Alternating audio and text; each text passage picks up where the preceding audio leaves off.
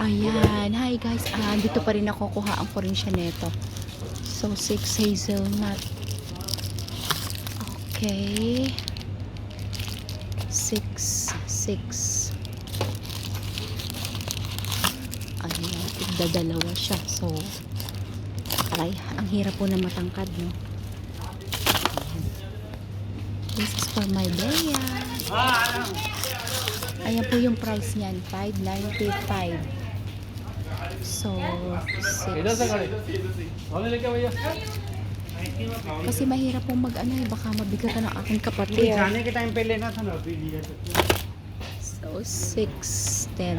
चिल्लर में रख देना Ayan. 1, 2, 3. Baka mabigatan ng kapatid ko nito.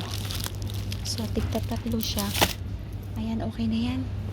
Yan po yung price niya. $5.95 from $7.95. Diba guys? Pasalubong ko kay Bea. I love you, anak.